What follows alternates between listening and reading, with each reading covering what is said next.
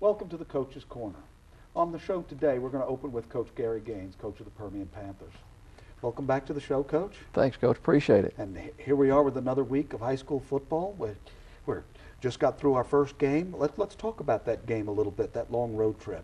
Smithson Valley had a good football team like we knew that they would, and we really felt like we had a good chance to win that game, and still do in hindsight. We took the ball on the opening kickoff and made 2 first downs, got past the 50, bogged down, and we punted the ball and we killed it inside the 1-yard line. Barrett Brown did a great job. He had 2 punts that we killed inside the 5 and 1 inside the 10, so put us in great field position. The defense comes out 3 and out, and on 4th down we had have a substitution error. We had too many men on the field. That gave them another possession, and so that was kind of the way it went at the beginning of the game. I think defensively, I thought we played really well the entire night.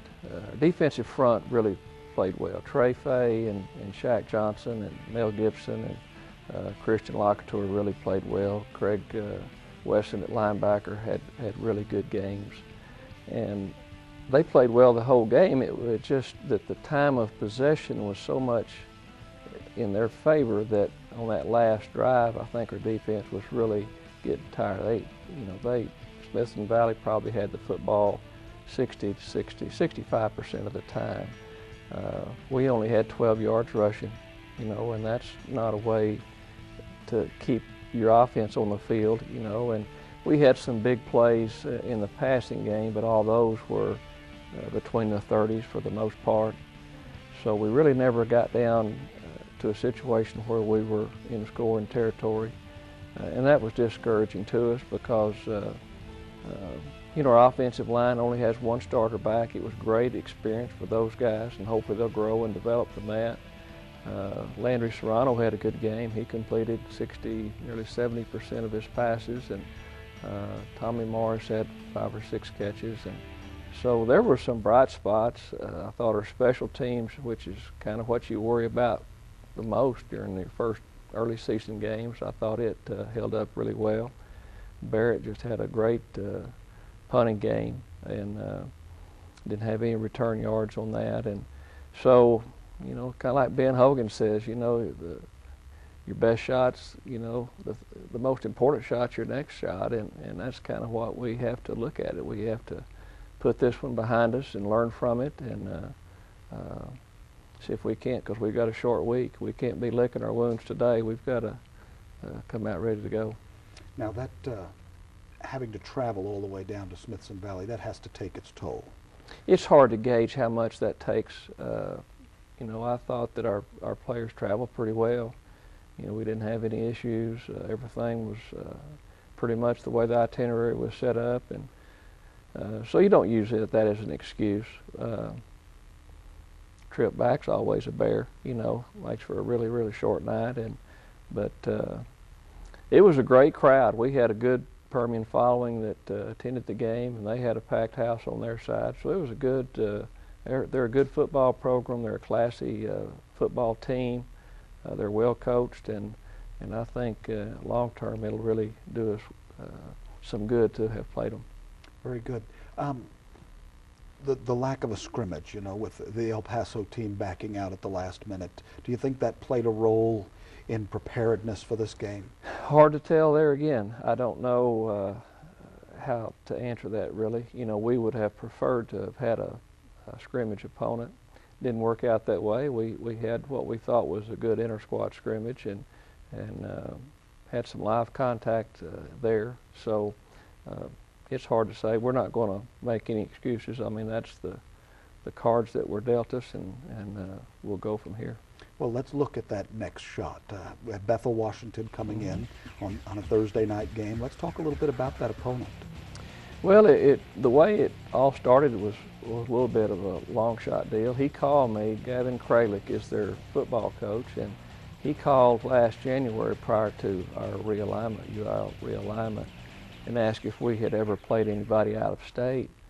And I said, I think, at some points in time they've played some New Mexico schools, but nothing that far removed. And he said, well, we'd love to play you. And I said, well, that's fine, but we're not going to, if you come here the first year, we're not going to return the trip, I promise you. And he said, no, I want to come down there 2 years running. And so that's kind of the way the game got started. And he came down in March and looked around, and I took him out to the stadium and showed him our facility. And we exchanged 3 game tapes from last year.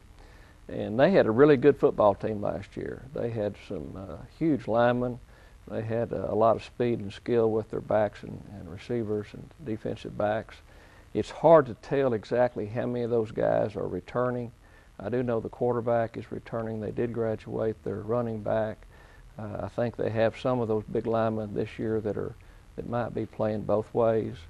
But it's an offense that we see a lot. You know, they unless they've done something, they haven't had a game yet. We'll be their first game, so they've had 3, maybe 4 weeks of preparation time for us. So they're coming in Tuesday. I think they're flying in Tuesday. They're going to work out at Ratliff Tuesday night, work out again there Wednesday afternoon, and then I think fly back Thursday after lunch. So they're going to spend some time here. They're going to miss some school. But we're looking forward to it. We want, you know, a lot of times when you get your fanny kicked, the best medicine is to get back on the practice field and as quick as you can to get on the game field and try to redeem yourself. How do you handle things on a short week, especially coming off of a long trip? That has to create some concerns for you, Coach. Well, you've got to be careful, and I don't know exactly what careful means in this particular situation, because we've got a lot of mistakes that we've got to correct, and certainly you've got to give enough practice time devoted to that. At the same time, you want them fresh Thursday night at 7:30 when the ball's kicked off too. So we'll work hard today and tomorrow, and probably Wednesday's practice will not be a typical day before a game practice. We'll probably have it a little bit longer, and not your usual pregame situation. But you know, that's kind of our thought process going in at this point. Well, very good. It should be an exciting night. Are we looking for any surprises from a team that's not a Texas team? You know, I think the unknown is going to be the surprise, because we don't really know exactly what to expect from them. We know what they did last year. We don't know if they've made changes in their offense and defensive structure, their special teams and that sort of thing. So hopefully, you know, if we've done our job coaching, that you know, there won't be any surprises. We'll try to expose them to as many things as we possibly can, and but major on what they did last year, and anything beyond that we'll have to adjust on the fly, and that's part of being a good football team. Now this is quite a commitment for a team from Washington. This is going to be their Super Bowl. Well, I think it's been written up in one of the Spokane papers that they're really excited about it, and interviewed a few of the kids, and they're pumped about it. So yeah, I think it's a big game for them, no question. Well, good luck to you, Coach Gaines. We look forward to Thursday night. Thanks, Coach. Appreciate you. And thanks for coming on the show. You're welcome. And this concludes this segment of the Coach's Corner.